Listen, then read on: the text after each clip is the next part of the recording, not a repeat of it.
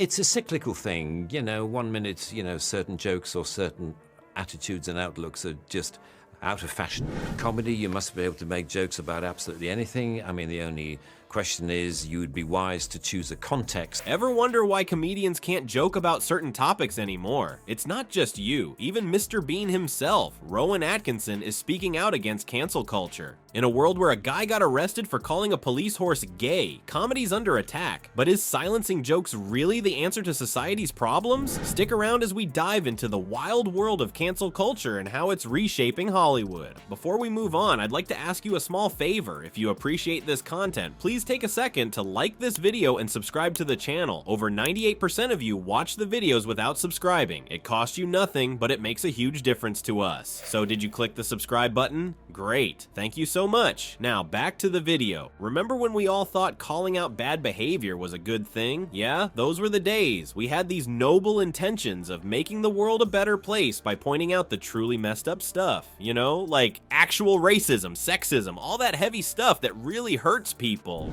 But man, did things get out of hand fast. Now we've got people getting arrested for calling a police horse gay. I'm not even making this up. Some poor sap in Oxford actually got cuffed for that. Like, seriously? Are we really at a point where horses need safe spaces? And it's not just random incidents. Remember when a scientist lost his job because he wore a shirt with cartoon women on it during a TV interview? Or that time people tried to cancel Adele for wearing her hair in Bantu knots? Comedy's job is to offend, and it seems nowadays people are very careful about what they joke about. Do you worry about where comedy is going? And people often say, did you hear that joke that comedian said in that Netflix special?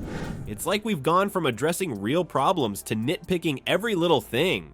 Social media is not helping either. One tweet can turn into a full-blown witch hunt in minutes. Someone says something dumb and suddenly it's trending. Their employer's getting bombarded and their whole life's getting torn apart. It's like we've built this giant outrage machine and now it's running 24/7 looking for the next target. But here's the real kicker. Is there a point where all this calling out actually becomes worse than whatever offended people in the first place? I mean, are we really making the world better by destroying someone's life over a dumb joke or a misunderstood comment? It's a cyclical thing, one minute, certain jokes or certain attitudes and outlooks are just out of fashion. You'd be surprised how people like to abuse the context of comedy. That's where this whole outrage industry comes in. It's not just about addressing issues anymore. It's become this twisted form of entertainment. People are getting hooked on the rush of being morally superior, of taking down the bad guys. But when everyone's a potential bad guy, where does it end? So yeah, we started with good intentions, but now it's like we're all walking on eggshells, afraid to say anything that might set off the mob. And speaking of people who are supposed to say the unsayable, what about comedians? Aren't they the ones who are meant to push boundaries and make us think? Well, funny you should ask. Comedians are supposed to be the ones who say what we're all thinking, right? So why are so many of them suddenly clamming up? It's not just about punchlines anymore. There's something bigger at stake here. You know, things have gotten serious when even Mr. Bean is speaking up about cancel culture. Comedians have always been our society's professional boundary pushers, the ones who dare to say the unsayable and make us laugh at ourselves. But now, it's like they're walking through a minefield every time they step on stage. Take Ricky Gervais, for example. He's not exactly known for holding back, is he? It really is that case of people come up and they say, I was offended by that joke. And, my first reaction is, I don't care. I'm not one of the people that think, I'm going to say what I want, I'm going to be as offensive and then go fuck you as a joke. Do you know what I mean? I like the discomfort of expressing and talking about really uncomfortable things. But even he's feeling the heat. He said, just because you're offended doesn't mean you're right. And you know what? He's got a point. Being offended is a feeling, and feelings aren't facts. Just because you're offended, it doesn't mean you're right. I'm often asked if there's anything you shouldn't joke about, and the answer is no. Someone is going to be offended by everything you say. Someone, somewhere in the world, will find what you say offensive. There's nothing you shouldn't joke about, but it depends what the joke is. Comedy comes from a good or a bad place. Some people get offended by equality. For crying out loud, should we cater to them too? Then there's Dave Chappelle. The guy's been in hot water more times than a teabag, but he's not backing down. He straight up said, "I will never stop saying what I believe because someone doesn't like it." That's some serious commitment to the craft right there. But here's the thing, there's a fine line between being offensive for the sake of it and using humor to make us think about tough issues. Good comedy isn't just about getting laughs, it's about shining a light on the stuff we usually ignore or sweep under the rug. It's supposed to make us uncomfortable sometimes. So what happens to a society that can't laugh at itself anymore? Are we just gonna become a bunch of humorless robots afraid to crack a joke in case someone takes it the wrong way? That's a pretty bleak future if you ask me. Bill Burr's got an interesting take on this whole mess. He reckons comedy should be able to tackle any topic, no holds barred. In his words, you don't have the right to silence people just because you're uncomfortable. Damn straight, Bill. If we start censoring comedy, where does it end?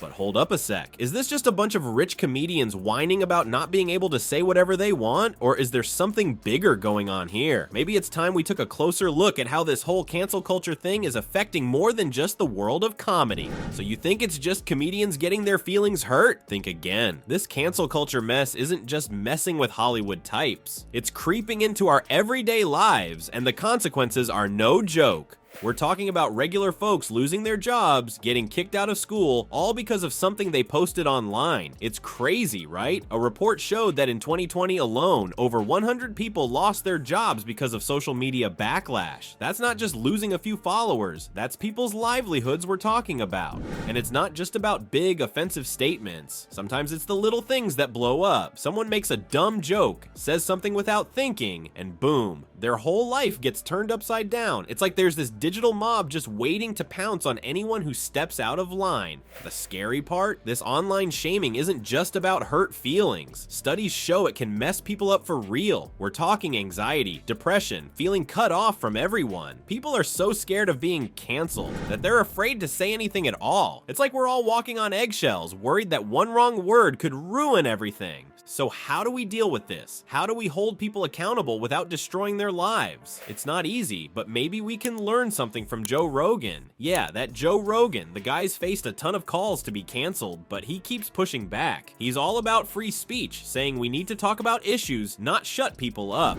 Now, I'm not saying Rogan's always right, but he's got a point. We can't just silence everyone we disagree with. That's not solving anything. It's just sweeping problems under the rug. And let's be real, a society where everyone's too scared to speak their mind, that's not a place any of us want to live. So yeah, this cancel culture thing, it's way bigger than just comedians and their jokes. It's affecting all of us, changing how we talk, how we think. And that's got me wondering, what's the real cost of all this outrage? Are we creating a better world, or are we just building bigger walls between us? Remember when we used to debate ideas instead of canceling people? Well, turns out that old school approach might have been on to something. Ever wonder what happens when a society gets too good at silencing voices? Spoiler alert, it ain't pretty. And in the end, you know, the whole point of a joke is to entertain people. Comedy, you must be able to make jokes about absolutely anything. I mean, the only question is, you would be wise to choose a context. Here's the thing, open dialogue is like the oxygen of a healthy society. We need it to breathe, to grow, to figure stuff out together. But this cancel culture, it's like we're all holding our breath, afraid to say anything that might set someone off. And guess what? It's not making problems go away, it's just pushing them underground where they fester and grow. Think about it. How many times have you stopped yourself from saying something, even if you thought it was important, just because you were afraid of the backlash? That's self-censorship, folks. And it's becoming an epidemic. We're creating these echo chambers where we only hear what we want to hear. And that's dangerous. It's like we're all living in our own little bubbles, and the bubbles are getting smaller and smaller. And if people are not entertained, then you haven't, you know, fulfilled your brief, and that was right or wrong. And all I say is, I wasn't there.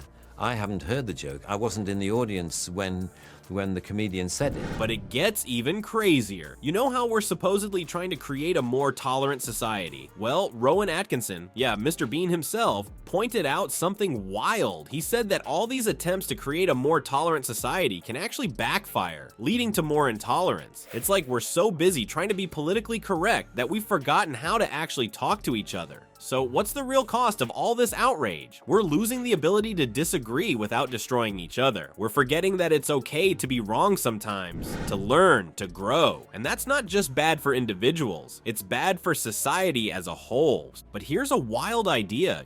What if the answer isn't less speech, but more?